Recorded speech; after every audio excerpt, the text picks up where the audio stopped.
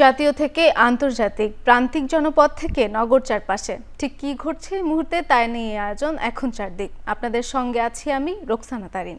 জুলাই সনদ বাস্তবায়ন নিয়ে বিএনপি সরকারের বিরুদ্ধে জনগণকে ভুল বুঝাচ্ছে একটি মহল, এমন অভিযোগ করেছেন বিএনপি মহাসচিব ও স্থানীয় সরকার মন্ত্রী মির্জা ফখরুল ইসলাম আলমগীর। সোমবার জাতীয় প্রেস ক্লাবে অভ্যুত্থানের 2 বছর পূর্তি উপলক্ষে বিএফইউ হাউসে আয়োজিত আলোচনা সভায় তিনি বলেন, সব বিষয়ে আলোচনা হবে সংসদে, কোনো কর্মসূচি যেন সংঘাতের রূপ না নেয় সে বিষয়ে সতর্ক করেন মির্জা ফখরুল। এদিকে সংসদের ভেতরে ও বাইরে সরকারকে সহযোগিতা করতে সব দলের প্রতি আহ্বান জানান তথ্যমন্ত্রী। শহীদদের স্মরণের নামে ব্যক্তি বা গোষ্ঠীগত স্বার্থ হাসিল মেনে নেওয়া হবে না বলেও সতর্ক করেন তিনি।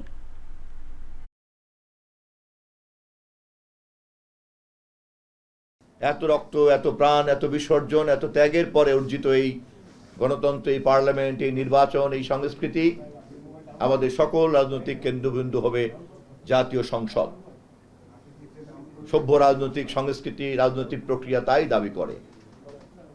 কিন্তু এটা খুবই দুঃখজনক, শহীদদেরকে স্মরণ করতে এসে গত কয়েকদিনের পত্র পত্রিকায় আমরা দেখেছি যে আমরা এই আত্মত্যাগের মধ্য থেকেও পরিপূর্ণ শিক্ষা গ্রহণ করতে পারি নাই। শব্দ নিয়ে বিভেদ, ওটা সংস্কার হবে নাকি আপনার সংশোধন হবে? অলরাইট, আপনারা আসুন, আলোচনা করি, পার্লামেন্টে আলোচনা করি, আলোচনা করে সিদ্ধান্ত নেই, কথা বলি কোন কোন জায়গায় আলোচনা আছে। তখন যদি একমত না হয়ে বেরিয়ে যাবেন, আলোচনা করেন। কিন্তু এখন যে ভাষায় আমাদের সম্মানিত বিরোধী দলের নেতারা কথা বলছেন বাইরে, 5 বছর করতে দেব না, এটা ভাষায় কথা বলতেন আপনারা আমাদের হাসিনা। আন্দোলনরত তরুণরা ফ্যাসিস্ট শেখ হাসিনার পথ অনুসরণ করছে বলে মন্তব্য করেছেন বিএনপির সিনিয়র যুগ্ম মহাসচিব ও প্রধানমন্ত্রীর রাজনৈতিক উপদেষ্টা রুহুল কবির রিজভী।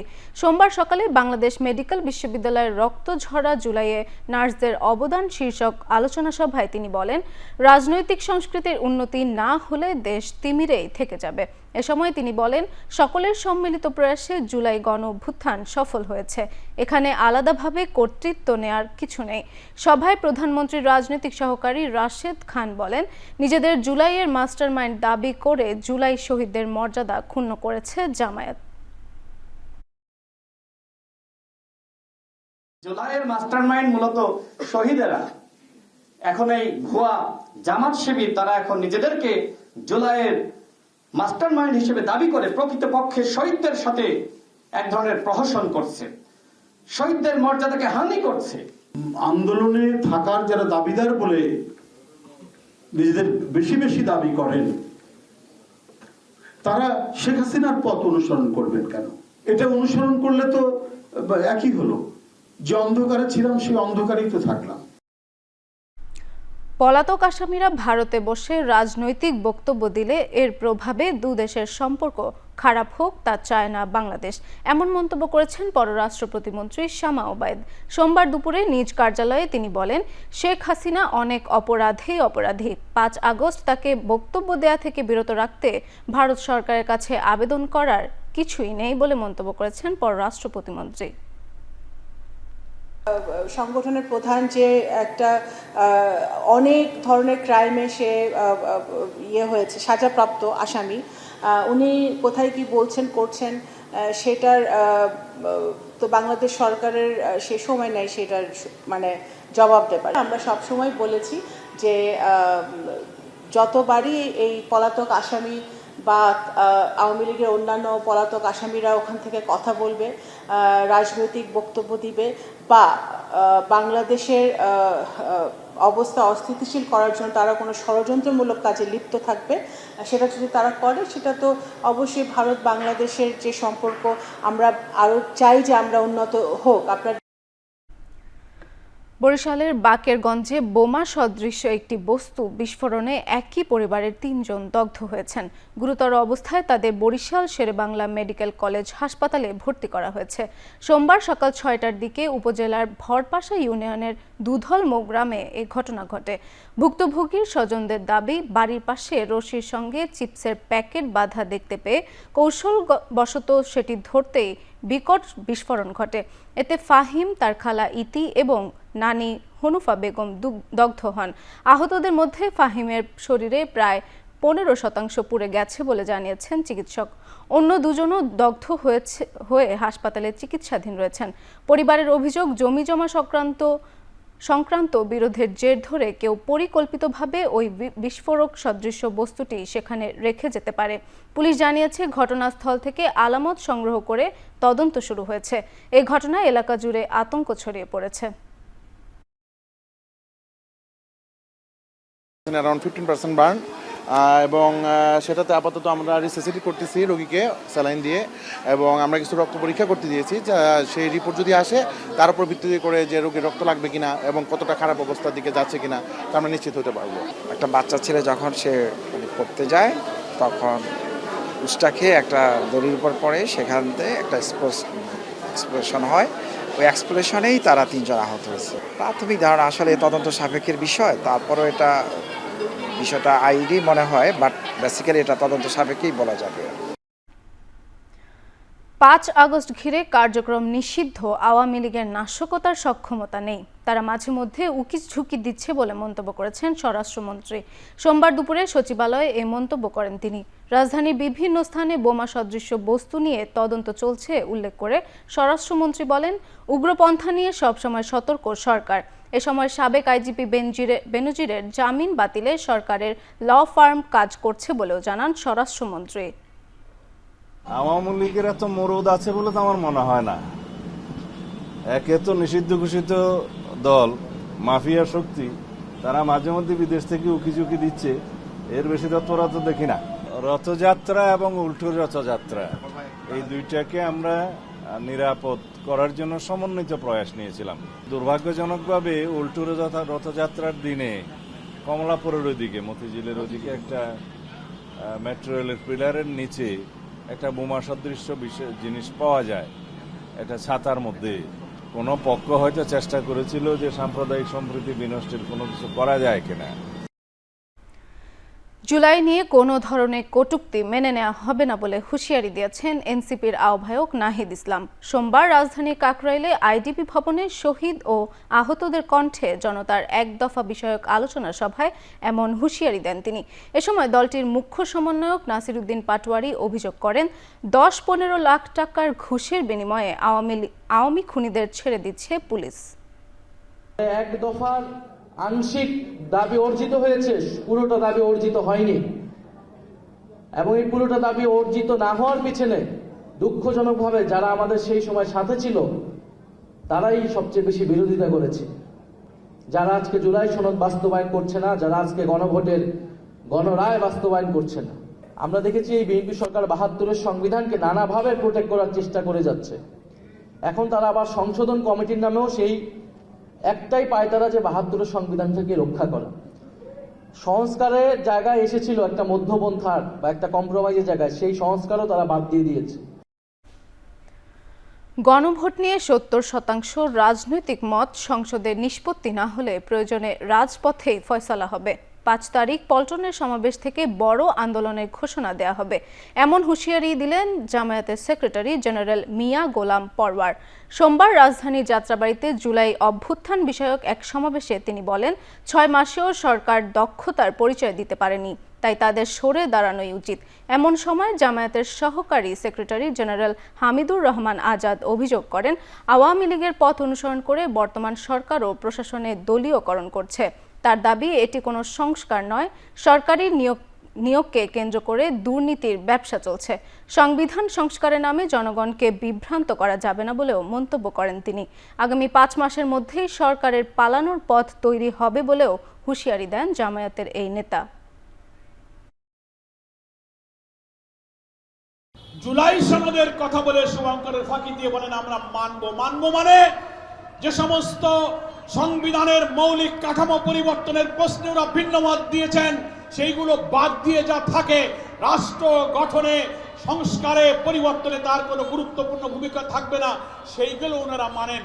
কিন্তু আমরা বলেছি, ঐক্যবদ্ধ কমিশন যেহেতু কোন নোট অফ ডিসেন্টকে মানে নাই, 70% লোক ভোট দিয়ে বিএনপির ভিন্ন মতকে খারিজ করেছে, সেই গণভোটের গণরায়কে মানতে হবে। জ্বালানি সংকট মোকাবেলা এবং নবায়নযোগ্য জ্বালানির ব্যবহার বাড়াতে নির্দেশনা দিয়েছেন প্রধানমন্ত্রী তারেক রহমান। সিদ্ধান্ত অনুযায়ী দেশের গুরুত্বপূর্ণ সরকারি ভবনগুলোতে পর্যায়ক্রমে সৌর প্যানেল স্থাপন করা হবে। পাশাপাশি দেশে সোলার ইনভার্টার উৎপাদনে ব্যবহৃত কাঁচামাল আমদানিতে সরকারি সহায়তা দেওয়া হবে। সোমবার বিকেলে সচিবালয়ে মন্ত্রী পরিষদ বিভাগের প্রধানমন্ত্রীর কার্যালয়ে সৌর বিদ্যুৎ সংক্রান্ত এক সভায় এসব নির্দেশনা দেন প্রধানমন্ত্রী। এছাড়া সাধারণ মানুষের জন্য সৌর বিদ্যুৎ সাশ্রয়ী, সহজলভ্য করে তুলতে কার্যকর অর্থনৈতিক মডেল প্রণয়নের নির্দেশ দেন প্রধানমন্ত্রী।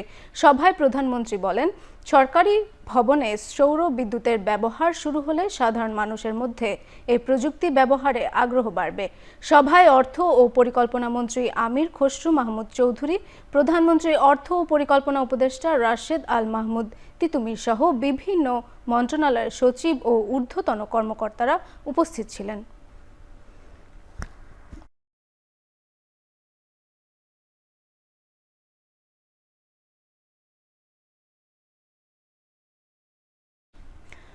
পরিবেশের সুরক্ষায় নির্দিষ্ট স্থানে ময়লা আবর্জনা ফেলাসহ সম্মিলিতভাবে কাজ করতে দেশবাসীকে আহ্বান জানিয়েছেন প্রধানমন্ত্রী তারেক রহমান। সোমবার ফেসবুকের এক ভিডিও বার্তায় তিনি বলেন, পরিবেশ সংরক্ষণে নাগরিক হিসেবে সবার দায়িত্ব রয়েছে। সবাই যদি দায়িত্ব পালন করেন তাহলে একটি পরিচ্ছন্ন সুন্দর দেশ গড়ে তোলা সম্ভব বলেও জানান তিনি। প্রধানমন্ত্রী নিজের ভেরিফাইড ফেসবুক পেজে দেশবাসীর উদ্দেশ্যে এসব কথা বলেন। আমাদের ব্যবহার করা হাতের টিস্যু, অথবা আপনার খাওয়া চিপসের প্যাকেট, অথবা বাসায় ব্যবহার করা রান্নার তেল যে তার প্লাস্টিকের বোতলটি, অথবা আমি বা আপনি পানি পান করেছি প্লাস্টিকের বোতল থেকে সেই বোতলটি, এরকম আরো অনেক ধরনের আবর্জনা যত্র তত্র সব জায়গায় ছড়িয়ে আছে। কোনো জায়গায় একটু বেশি জমা হয়ে আছে, অথবা যত্র তত্র লোকালয়ের চারিদিকে ছড়িয়ে আছে।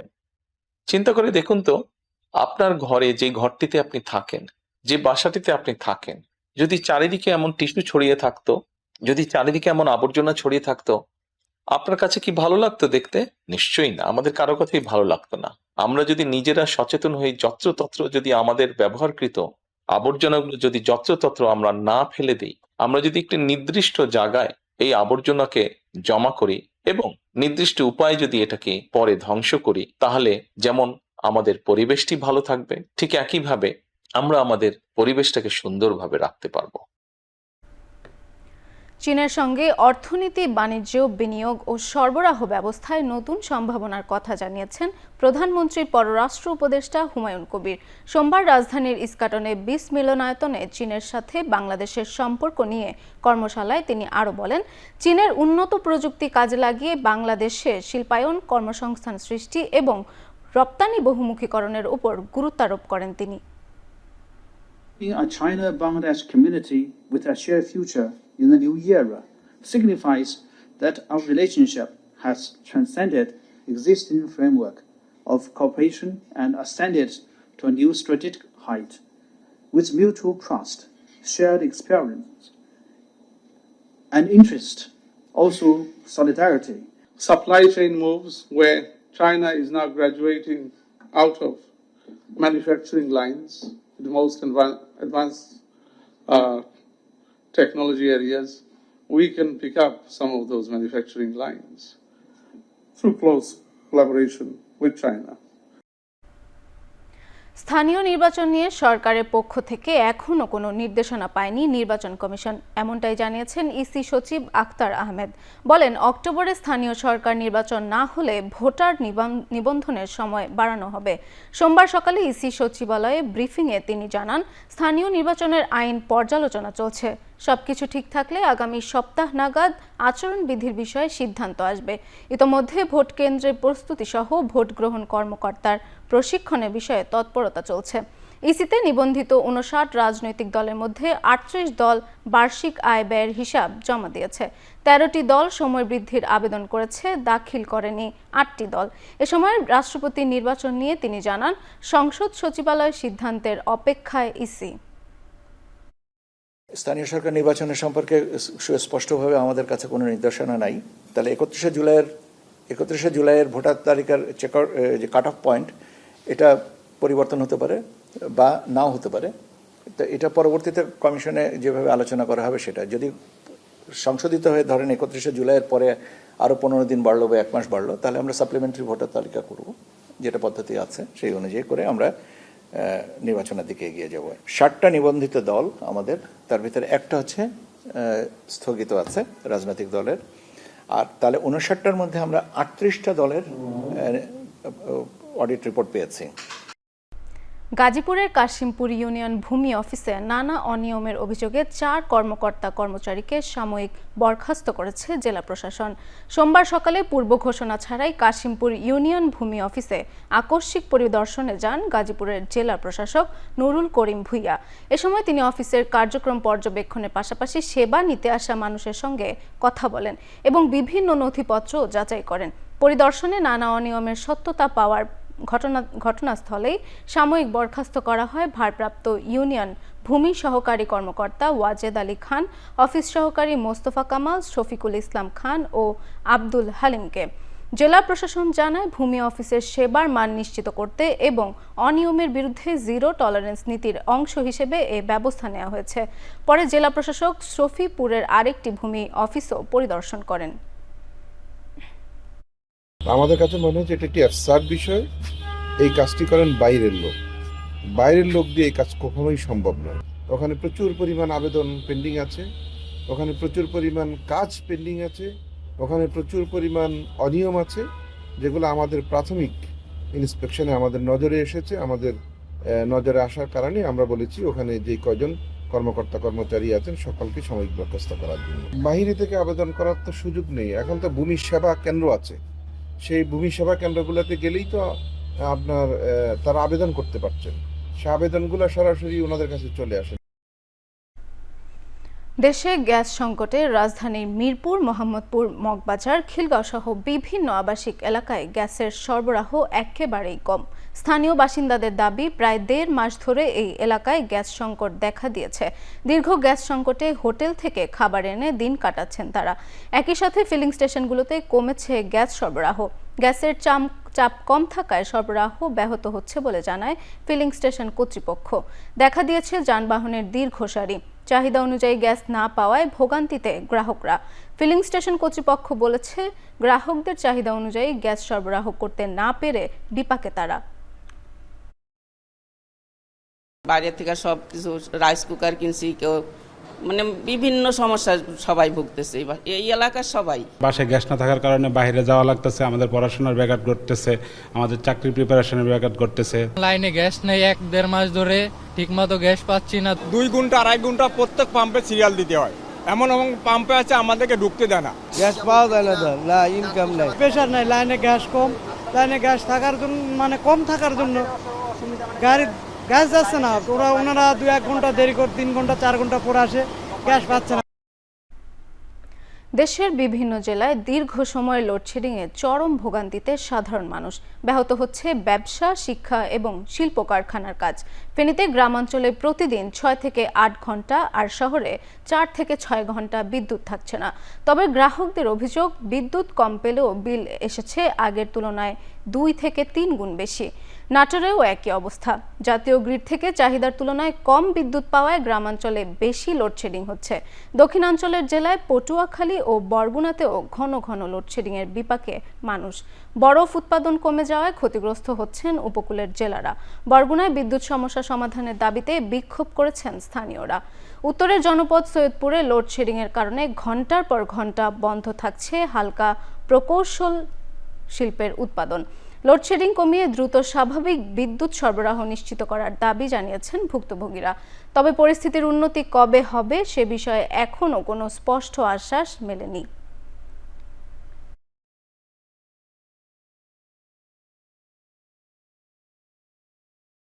সকাল থেকে দেখেন 2 ঘন্টা আসে, 1 ঘন্টা নাই, কাস্টমার আসতেছে, অন্ধকারে কিছু দেখতে পাচ্ছে না। বিদ্যুৎ বর্তমানে আপনার 40% থাকেই না, একেবারে মানে কাজ কাম করা খুবই কষ্টকর হয়েছে। মূলত উৎপাদন ঘাটতিজনিত কারণে আমরা গ্রিড থেকে সাপ্লাই কম পাচ্ছি, 50-60% পাচ্ছি, যার কারণে আমাদের লোডশেডটা করতে হচ্ছে এবং আমরা সেটা লোড ম্যানেজমেন্ট করে আমরা গ্রাহকদেরকে বিদ্যুৎ সরবরাহ করতেছি।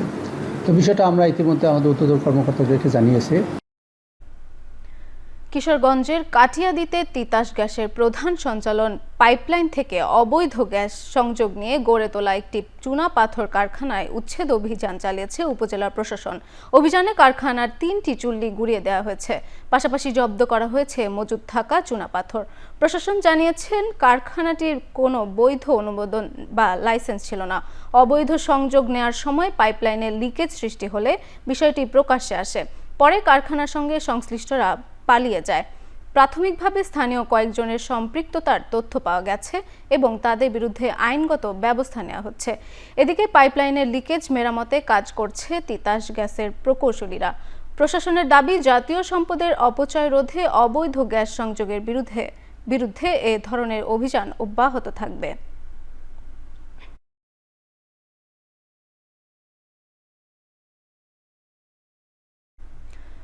$2033 সালের মধ্যে পদ্মা ব্যারেজ নির্মিত হবে বলে আশাবাদ জানিয়েছেন অর্থ উপদেষ্টা রাশেদ আল মাহমুদ তিতুমির।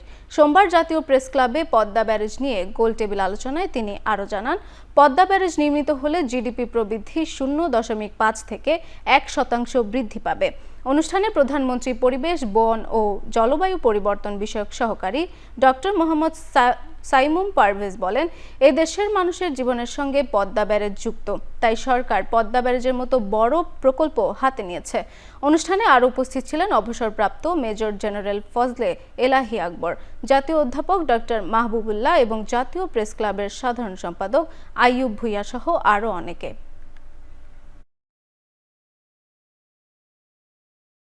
বাংলাদেশের মৌলিক সমস্যা সমাধানের যদি মাইল ফলক হয়, তাহলে পানি সম্পদগত বিষয়ে 1977 সাল হচ্ছে বাংলাদেশের পানি সম্পদ ব্যবস্থাপনার একমাত্র মাইল ফলক। এবং সেই সময়ই আসলে পানি সম্পদকে কিভাবে জনগণের কল্যাণে ব্যবহার করা যায় এবং তার বাস্তবায়ন পরিকল্পনা করা যায়, সেটি কিন্তু সূচনা। উপকূলীয় বন ও পরিবেশ রক্ষা করা না গেলে ঘূর্ণিঝড় প্রতিরোধ কিংবা সুনীল অর্থনীতির সুফল পাওয়া সম্ভব নয় বলে মন্তব্য করেছেন মৎস্য ও প্রাণী সম্পদ প্রতিমন্ত্রী সুলতান সালাউদ্দিন টুকু। সোমবার রাজধানীর একটি হোটেলে পরামর্শ সভায় প্রতিমন্ত্রী আরও বলেন, জলবায়ু পরিবর্তনের অভিঘাত থেকে উপকূলের অর্থনীতি ও মৎস্য সম্পদ রক্ষায় টেকসই সমাধানের উপর জোর দেওয়া হবে। ফ্রেন্ডশিপ ও কনভারসেশন ইন্টারন্যাশনালের যৌথ উদ্যোগে আয়োজিত এই অনুষ্ঠানে বাংলাদেশ সহ 4টি দেশের পরিবেশ ও ম্যানগ্রোভ বনাঞ্চল রক্ষায় কর্মপরিকল্পনা তুলে ধরা হয়।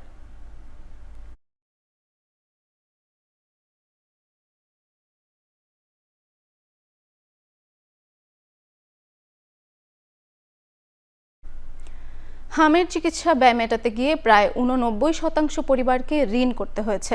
এছাড়া প্রতি 10টি পরিবারের মধ্যে 6টিকে চিকিৎসার খরচ জোগাতে জমানো সঞ্চয় ভাঙতে হয়েছে। 3500 পরিবারের ওপর পরিচালিত এক সমীক্ষায় এ তথ্য উঠে এসেছে। বাংলাদেশ রেড ক্রিসেন্ট সোসাইটি এবং international federation of red cross and red crescent societies এই জরিপ চালিয়েছে। সংবাদ বিজ্ঞপ্তিতে জরিপের ফলাফল প্রকাশ করে জানানো হয়, চিকিৎসা ও সংশ্লিষ্ট অন্যান্য খাতে প্রতিটি পরিবার গড়ে 16,000 টাকা করে ব্যয় করেছে। এই ব্যয় মেটাতে গিয়ে 4% পরিবার নিজেদের সম্পদ বিক্রি করেছে এবং প্রায় 3% পরিবার অনুদানের উপর নির্ভর করেছে। অসুস্থ শিশু বা পরিবারের সদস্যদের পাশে দীর্ঘ সময় হাসপাতালে থাকার কারণে অনেকে আয় হারিয়েছেন, এমনকি চাকরি হারানোরও ঘটনাও ঘটেছে। আর্মি ইন্টারন্যাশনাল ইসলামিক ইনস্টিটিউট বা AIII এর উদ্বোধন করেছেন সেনাপ্রধান জেনারেল ওয়াকারুজ্জামান। সোমবার সকালে রাজধানীর জলশিরি আবাসন প্রকল্প এলাকায় ইনস্টিটিউটের উদ্বোধন করেন তিনি। একই সঙ্গে ভিডিও কনফারেন্সের মাধ্যমে বরিশাল, সাভার, বগুড়া, সিলেট, চট্টগ্রাম, কুমিল্লা এবং যশোরেও আর্মি ইন্টারন্যাশনাল ইসলামিক ইনস্টিটিউশন সমূহের ভিত্তিপ্রস্তর উন্মোচন করেন সেনাপ্রধান। এ সময় সেনাপ্রধান বলেন, সেনাবাহিনী তার প্রতিষ্ঠা লগ্ন থেকে মানসম্মত শিক্ষা প্রতিষ্ঠান পরিচালনার মাধ্যমে দেশের শিক্ষা ব্যবস্থার উন্নয়ন এবং মানব সম্পদ গঠনে গুরুত্বপূর্ণ অবদান রেখে আসছে। সময়ের সাথে তাল মেলাতেই আর্মি ইন্টারন্যাশনাল ইসলামিক ইনস্টিটিউট প্রতিষ্ঠিত হয়েছে বলেও জানান তিনি।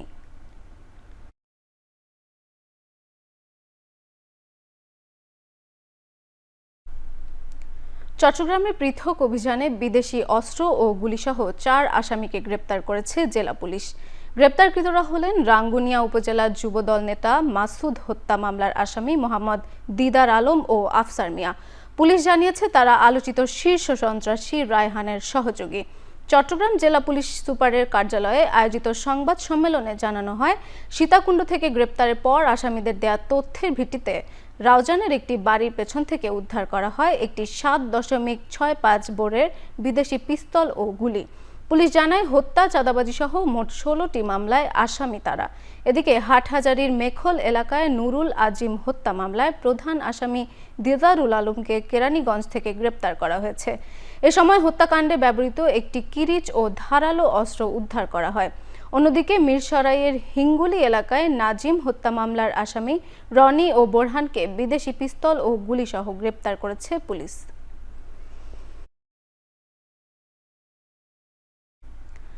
মাত্র 2 দিনের ব্যবধানে আবারও চট্টগ্রামের শাহ আমানত আন্তর্জাতিক বিমানবন্দরে এক যাত্রীর কাছ থেকে বিপুল পরিমাণ স্বর্ণ উদ্ধার করা হয়েছে।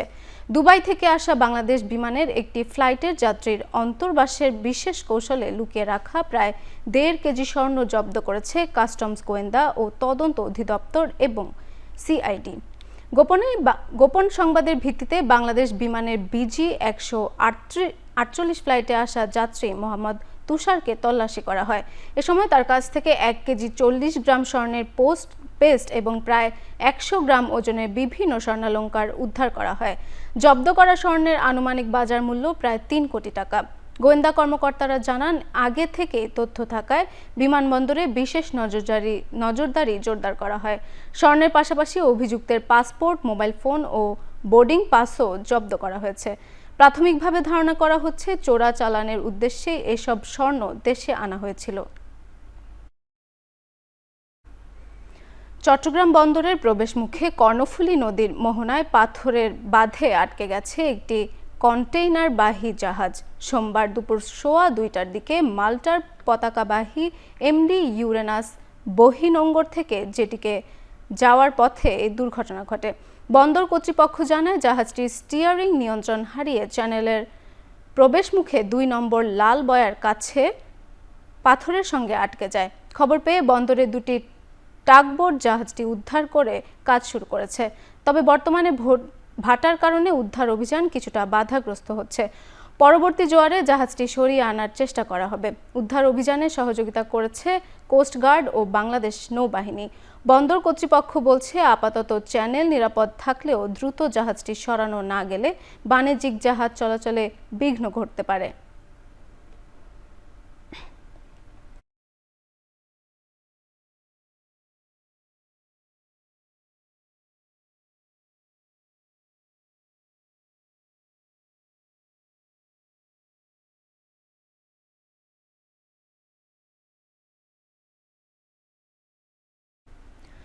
বিদেশি অপসংস্কৃতির আগ্রাসন রুখতে দেশীয় সংস্কৃতির চর্চাকে অন্যতম হাতিয়ার হিসেবে কাজে লাগাতে চায় সরকার।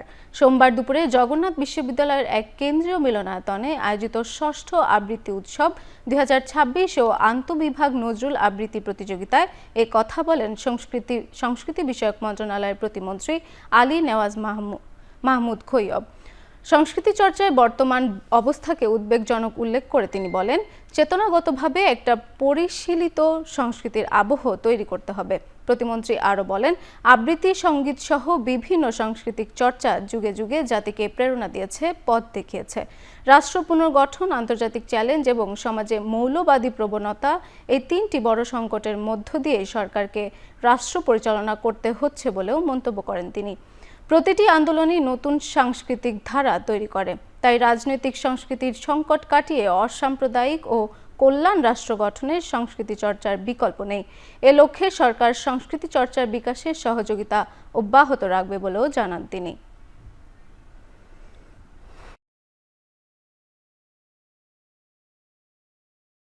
বাংলাদেশটাকে, বাংলাদেশের সোসাইটিকে, রাষ্ট্রকে রিভিল করা, পুনর্গঠন করা, এইটা একটা বিরাট চ্যালেঞ্জ আমাদের সামনে। এটা যারা বাইরে বসে অনেক হাক ডাক দিচ্ছেন, তাদেরকে আপনি বসায় দেন, তারাও করতে পারবে না। চেতনাগতভাবে আমাদেরকে একটা পরিশীলিত সংস্কৃতির আবহ তৈরি করতে হবে। একটা পরিশীলিত সুস্থ সংস্কৃতির পরিবেশটা যদি আমরা তৈরি করতে না পারি, তাহলে কিন্তু আমাদের জন্য ভবিষ্যৎ খুব খারাপ। পরিবর্তিত পরিস্থিতিতে রাষ্ট্র বিনির্মাণের এই পর্যায়ে ধৈর্যের সঙ্গে এবং খুবই বিচক্ষণতার সঙ্গে আমরা যাতে আমাদের সাংস্কৃতিক পরিমণ্ডল, রাজনৈতিক পরিমণ্ডলটা গড়ে তুলতে পারি। বিএনপি সরকার নতুন কোনো রাজনৈতিক শক্তির উত্থান দেখতে চায় না, তাই এনসিপি নেতাকর্মীদের উপর হামলা করছে বলে অভিযোগ করেছেন সংসদ সদস্য হান্নান মাসুদ। মালয়েশিয়ায় জুলাই গণ অভ্যুত্থান নিয়ে অনুষ্ঠিত এক সভায় এ কথা বলেন তিনি। হান্নান মাসুদ আরও বলেন, হামলা অব্যাহত থাকলে জনগণই রাস্তায় নেমে আসবে, কারণ জনগণ এনসিপি নেতাকর্মীদের নিজেদের সন্তান মনে করে। একই সঙ্গে তিনি অভিযোগ করেন, আগে আওয়ামী লীগ বিদেশে হাই কমিশন কেন্দ্রিক সিন্ডিকেট গড়ে তুলেছিল, এখন বিএনপিও একই ধরনের সিন্ডিকেট তৈরি করছে। এ সময় হান্নান মাসুদ বলেন, জুলাই গণ অভ্যুত্থানের লড়াই শুধু শেখ হাসিনার বিরুদ্ধে নয়, বরং ভারতের দাসত্ব, যুক্তরাষ্ট্র ও চীনের আধিপত্য, দুর্নীতি এবং রাজনৈতিক স্বার্থে রাষ্ট্রযন্ত্র ব্যবহারের বিরুদ্ধেও ছিল।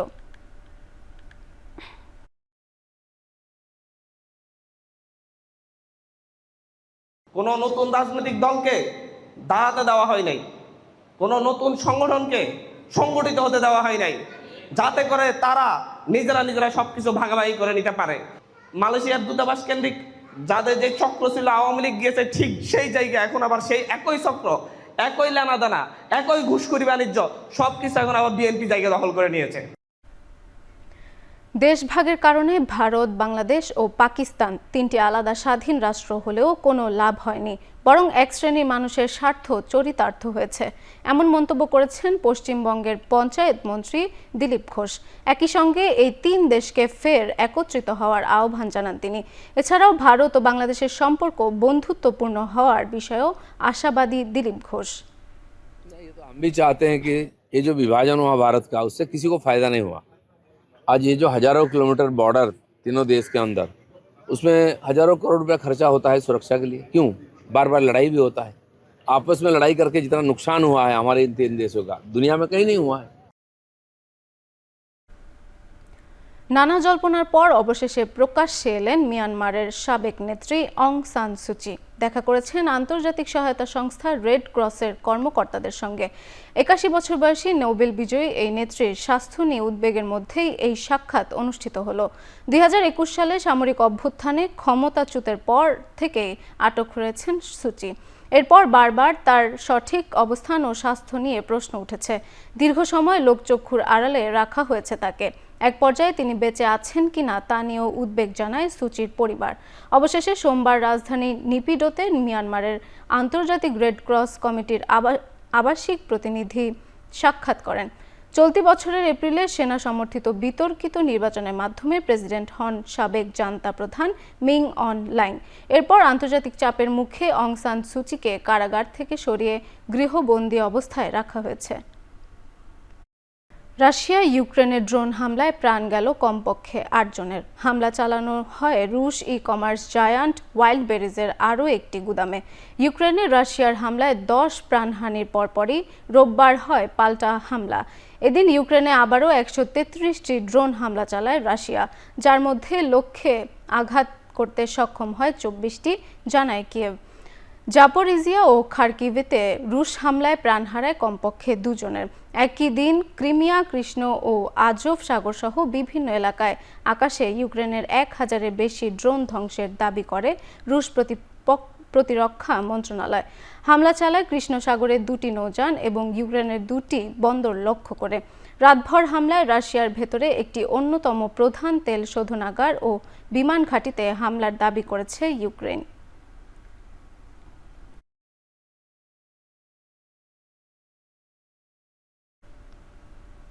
সোমবার যুক্তরাষ্ট্রের সঙ্গে ইরান কোনো আলোচনায় বসছে না বলে সাফ জানিয়েছে দেশটির পররাষ্ট্র দপ্তরের মুখপাত্র ইসমাইল বাঘাই। তবে আঞ্চলিক সংঘাত নিরসনে সৌদি আরব ও পাকিস্তানের শীর্ষ নেতৃত্বের সঙ্গে কথা বলেছেন ইরানের পররাষ্ট্রমন্ত্রী আব্বাস আরাকচি। হরমুজের রুট বিতর্ক নিয়ে ওমানের সঙ্গে ইরানের চলমান আলোচনা চূড়ান্ত পর্যায়ে পৌঁছেছে বলে দাবি করেন আরাকচি। এর আগে ইরানে পরিকল্পিত হামলা বাতিলের পর সোমবার দেশটির সঙ্গে নতুন করে আলোচনা শুরুর ইঙ্গিত দেন ট্রাম্প। বিশ্লেষকরা বলছেন, সম্ভাব্য আলোচনায় হরমুজ ইস্যুতে সমাধান আসলেও পরমাণু ইস্যুতে ফের মতবিরোধে জড়াতে পারে যুক্তরাষ্ট্র ইরান।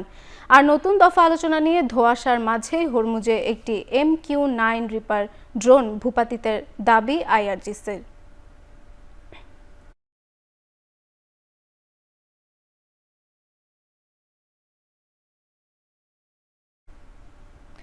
নতুন করে যুক্তরাষ্ট্র ইরান আলোচনা শুরুর বিষয়ে ট্রাম্পের ইঙ্গিতের পর বিশ্ববাজারে কমেছে অপরিশোধিত জ্বালানি তেলের দাম। সোমবার 5% কমে অপরিশোধিত জ্বালানি ব্রেন্ট ক্রুডের ব্যারেল প্রতি দাম $83 দাঁড়িয়েছে। আর তেলের আরেক মানদণ্ড WTI এর ব্যারেল প্রতি দাম 6%-এরও বেশি কমে প্রায় $80 দাঁড়িয়েছে। গেল ফেব্রুয়ারিতে ইরান যুদ্ধ ও হরমুজ বন্ধের জেরে অস্থিতিশীল বিশ্ব জ্বালানি বাজার। থেমে থেমে যুক্তরাষ্ট্র ইরান হামলা পাল্টা হামলায় জড়ানোয় প্রতি মুহূর্তে উঠানামা করেছে ব্যারেল প্রতি জ্বালানির দাম। এদিকে সংকট কাটাতে সেপ্টেম্বরে দৈনিক তেল উৎপাদনের পরিমাণ বাড়িয়ে 1,88,000 ব্যারেলে উন্নীত করার ঘোষণা দিয়েছে ওপেক প্লাস। দীর্ঘ 23 বছরের অপেক্ষার অবসান ঘটিয়ে আবারও অস্ট্রেলিয়ার মাটিতে টেস্ট সিরিজ খেলতে নেমেছে বাংলাদেশ ক্রিকেট দল।